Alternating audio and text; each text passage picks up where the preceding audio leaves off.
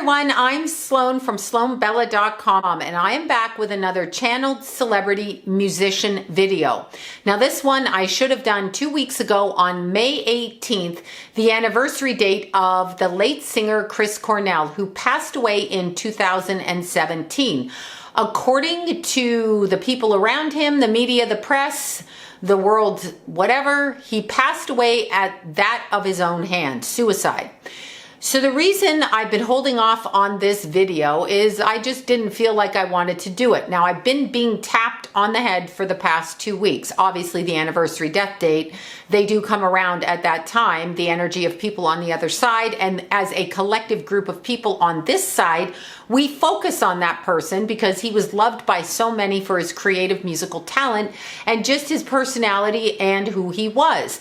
So I wanted to explain something that was really interesting to me, because at the time that he passed away in 2017, the 2 weeks preceding his passing, I had at least 5 readings from people who were acquainted with him personally, musicians, other people that knew him, wanted to ask me why he committed suicide. And I was like, okay, let's look into this. Now, at that time that I was channeling the information, I literally was getting that he had committed suicide. So I didn't understand that, because after that, as I started to pick up on his energy, he really opened up to me in a different way where I could see, and he was showing me what happened, along with Chester Bennington, Princess Diana, and a whole bunch of other people.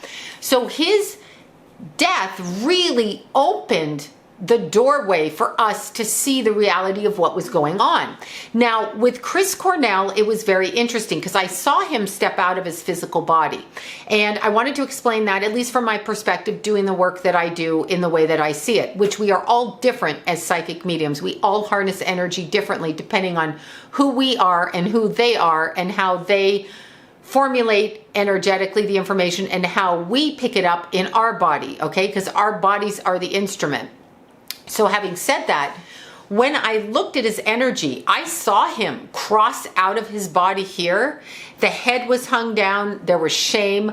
The vibration was that of somebody who was absolutely mortified that they had killed themselves. So of course, the way that I read that, I felt that because that's how he felt to me. And I was like, I don't understand why that is. And then he showed me why that is. The reason that he felt that way, now I just want you kind of to just back it up to the day that he's alive. He's doing his music. I think he was in Detroit. He's performing, Michigan somewhere. He's performing, okay, his last concert, and he's getting off stage and he's going up to his hotel room. He's doing whatever people do, and he's getting ready to go to sleep. And I assume travel or get on the bus or go somewhere else, do another show. And suddenly he's on the other side. Now, when people leave this earth, this energy field, this dimension, especially when we just die of natural causes or a heart attack or old age or whatever, that's one thing. We expect that, right? But when we die of trauma, car accident, bus accident, gunshot, suicide, these are traumatic to the body, to the memory of the body, to the cell memory, to the soul memory. This is traumatic, okay? It's like, what happened? We are not always aware of what happened in the hours. What would be hours? Again, time is a construct invented on this side that they don't have on the other side. So I'm not sure how to equate it with that because there is no time over there. We are simultaneously here and there. So I don't really understand that personally. I know it, and I know it to be true, but I don't understand how that works because our whole day is controlled by time. We wake up at a certain time, we go to sleep at a certain time, and I have no idea why, because it doesn't exist anywhere else in the universe, and certainly not in the different dimensions. However, what I will say, I'm just turning this off again. What I will say is when Chris stepped out of his body, there was an intensity to how he crossed out of his body. When Chris passed out of his body, he was thrown in the middle of a traumatic event. So out he went. Now, understand, to leave the Earth's energy field, and again, this is from my perspective of how I've seen people leave and what they show me, and it's different for every single person. But when we cross out of here dimensionally, because this is a dimension, when we're going to another level or place, there is a certain amount of energy expended. Let's look at it like running a race or walking across a room. When we die, we are basically like running a race as fast as we can to get out of the Earth's atmosphere. The dimensional pull to stay here, because this is such a thick and dense place, not a good place energetically. Why we're here, I don't know. Having said that, very low, like quicksand, murky, muddy swamp water. So when we leave here, our energy is quickened, heightened, propelled.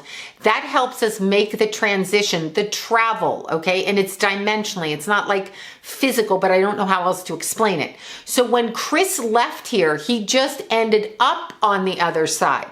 Now, with people who've been murdered, gunshots, suicide, terrible plane accidents, and they pop out of their bodies, when they get to the other side, there is shock, there is grief at the suddenness, because no matter how much we say we want to cross over and go back home, we really sometimes don't expect it. Maybe if you're 95, you expect it, but you know, if somebody is in a bus accident, they're not getting up that morning going, hey, I'm going on a tour bus that's going to fall off the side of a mountain and suddenly I'm going to end up dead. I'm sure that's not what they're actually thinking. But when they end up on the other side, they realize that their existence and experience has changed, and comes with that some grief. There is grief to that. You've got kids, you've got a family, as is the case of Chris Cornell. You've got a career, you've got a job, you've got all kinds of things you're doing. You're living your life. You have new projects and new things that you're focused on vibrationally in order to help others, okay, and help children. So you're focused on that, and suddenly you're dead. Basically, well, you're alive, but you're dead out of this existence. So that takes a lot to reconcile with. And with extreme trauma, which suicide would be, so would murder. These two things are very traumatic. Even if a murder is called a suicide, it's still a traumatic murder-suicide. This is very traumatic on the soul. So the soul goes to basically a place that I'm going to call like a hospital on the other side. That is literally how it's been described to me. There's a place where our energy and our soul vibration is brought back to neutral. So it's brought back to the level of experience before we arrived on this planet and went through the quicksand, the mud, the torture, the terror, whatever. And it's brought back to a soul level with which we can then begin to explore our suicide, aka suicided, aka murder. We can begin to explore that on the other side. Once we begin to understand from a detached perspective, and we can see what really happened, we are able to release the shame and guilt for a suicide that we did not commit. We are able to release that from our energy vibration, because it's very apparent that that's not the case, as is the case with Chris Cornell. So when the body crosses out of here and actually is comfortable enough to observe what happened, and sometimes in different lifetimes, if you were actually murdered, okay, let's say you're a kid and someone shoots you, you're 19, you're walking down the street and someone shoots your ass. This can be a hard thing to see, that your life was basically stopped because somebody was a weirdo on the other side of the street. In Chris Cornell's case, as he describes it to me, he can see what led him to his death. Okay, he can see this. He was not aware of the people that he let into his inner circle, into his family, into his life, into his career. He was not fully aware of those people around him. He had no idea. He wasn't able to see it because he was not fully awake in his own life. He was not awake to see what was really going on. He's talking about being 16 years into his music career, and I think he started pretty young. I'm not sure, but I'm assuming around 19 or 20. So in his 30s, he was able to start picking up nuances of what was going on. But he tells me that even though he observed certain things and saw certain things, it wasn't registering with him what exactly was happening. He's basically trying to let me know that there was a part of him that was somewhat brainwashed. And this is a weird thing to say, but he shows me carrot juice. I don't know if he liked carrot juice, drank carrot juice, or why the hell he's showing me carrot juice. Or if it's a reference to eyesight, but he's literally showing me carrot juice right now, which is weird. Or orange juice, but it's carrot juice. I feel this, and there's a big grin on his face with this. So I don't know what that means. Maybe somebody out there knows what that means. He has a great sense of humor right now. The shame has been lifted because he's not doing, he didn't do what they said he did, and his family is aware of this, although not everybody. There are people in his family that know that he didn't take his own life. This was not what happened to him. Also, there is a lot of worry for his children at the moment, an extreme amount of worry. He can see what goes on. He can see, he is aware, and he is right there. He is not backing off. And what he's showing me, this is kind of a weird statement. What he's showing me is some of the people that he worked with. I'm going to use the word managers and people around him, people that produced his brand, I guess. The people around him, these people are trying to spy on him from here over there. They're trying to figure out what his next move is. Again, chessboard, checkmate, chess move. Trying to find out what his intentions are. As I'm saying this, he stands up in front of me, in my head, in front of me like a warrior. And behind him are hundreds of other energies. They all morph into one. This is a constructed, energetic expression that's being, okay, I hope I get this right, reverberated.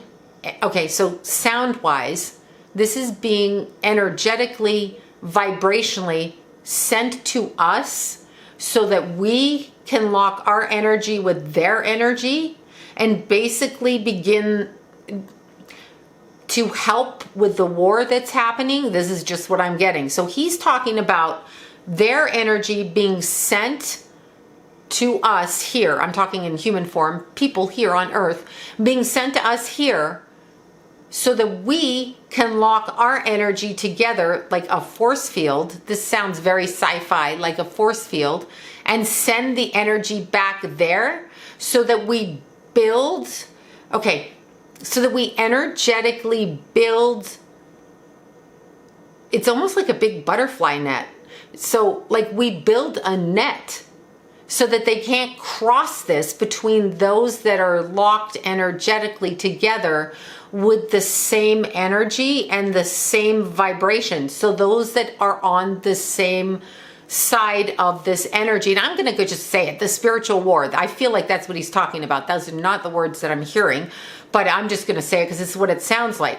So they are asking us to use our energy and to elevate our energy a little bit more, to connect with their energy so that the energy field between Earth dimensionally, now the camera's going crazy, the energy between Earth dimensionally and where they are dimensionally can start to bridge the gap so that we can all see what is going on. This is what he's saying. And they are warriors. They are ready for war on the other side.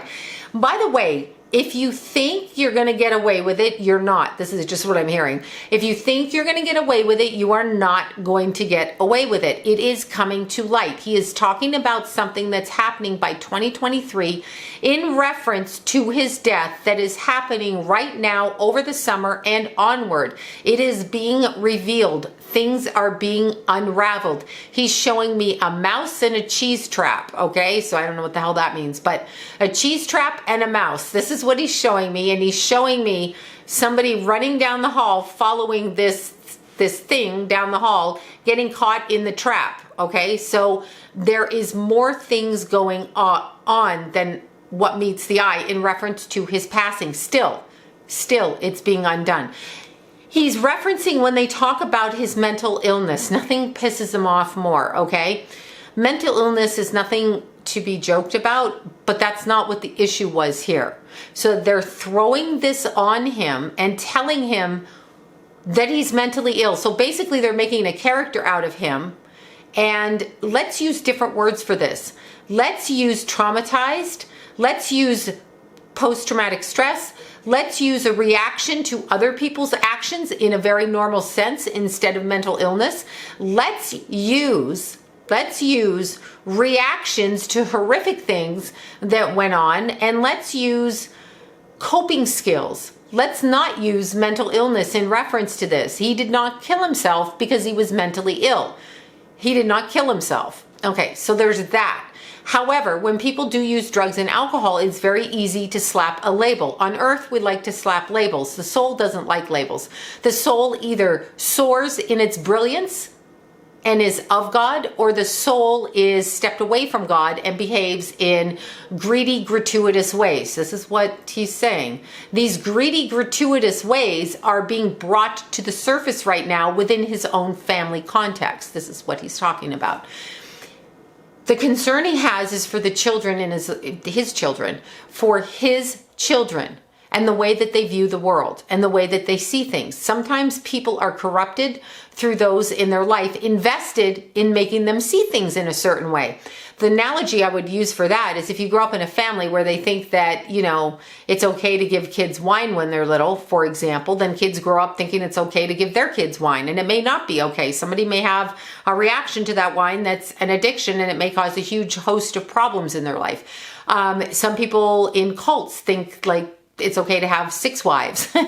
And maybe, I guess, if all 6 wives agree, it might be okay. But for the most part, they're not going to agree, and it's going to cause some problems, but they don't understand that they don't have to live like that. So it's being stuck in a repetitive thought pattern, which causes, this is what he's showing me, when people are stuck within a family unit, behaving in a certain way over and over and over again, repetitive patterning, thinking, it does something to their energy vibration, which kind of stops them from getting outside of that pattern. So they resonate within that belief system, and that's why they can't see other people's belief systems. They don't get it. This is what he's saying. He didn't get it.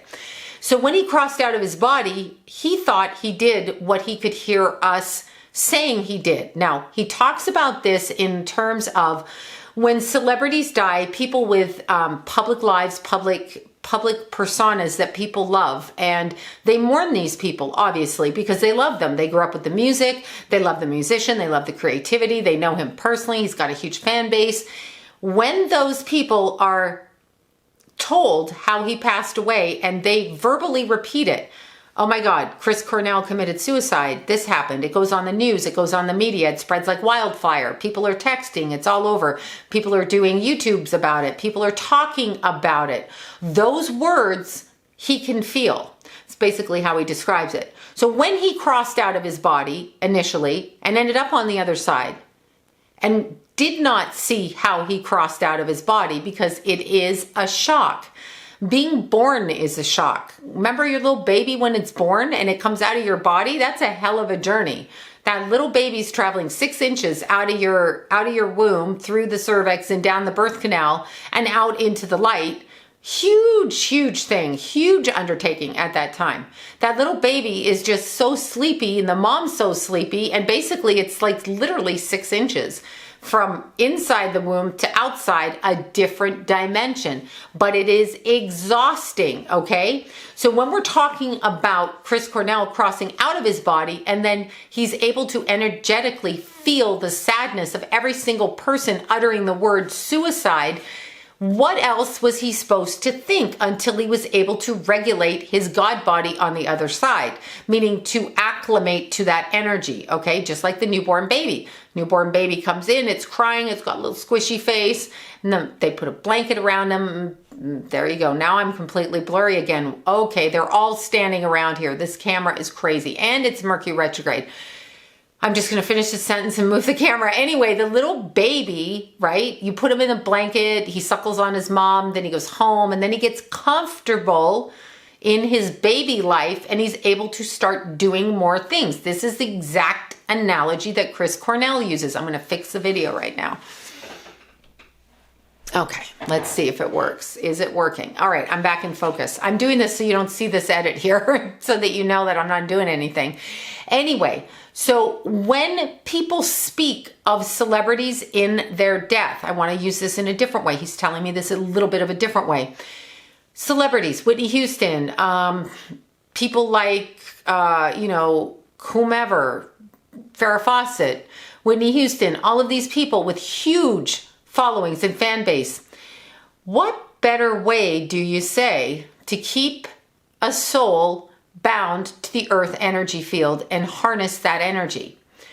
Keep having people speak their name, wish for them, cry for them, mourn them, be sad for them, ties the energy here. Now, what do they do? He's really literally talking about harvesting everything. I've never thought of it this way, but it's a reversed energy harness. So the person crosses out of their body, everybody mourns them here. I understand the family and people who knew him personally, and the fans are going to cry at first. It's like when Princess Di died. But how long does it take them to get out of this energy field? Because we hold them stuck here. This is what he's saying. So when they think they committed suicide, they stay stuck here because we keep repeating it. He's out of that now. So you can say it now. It doesn't matter. He's not stuck in that, but he's kind of saying it's like a reverse binding of energy. He's talking about the cords that go between the dimensions. These little cords, like little strands of silk thread that go between the different dimensions, and how they can attach them and keep the energy of a person, especially somebody with a huge following, keep them attached to this side, this energy field, this experience, this expression. He is saying that that's what happened, okay? He's also saying that within 3 years, we all will be able to speak like this, understand it, and see it for what it is. A lot of people have no faith in the body's regeneration after the death process here. That's another one of the problems, because they can't see things because they literally only see what their energy fields allow. And this is how I'm going to word it. Okay, I'm kind of exhausted, and I'm going to just shut this down for now and reopen it as needed. Once again, my name is Sloan from SloanBella.com.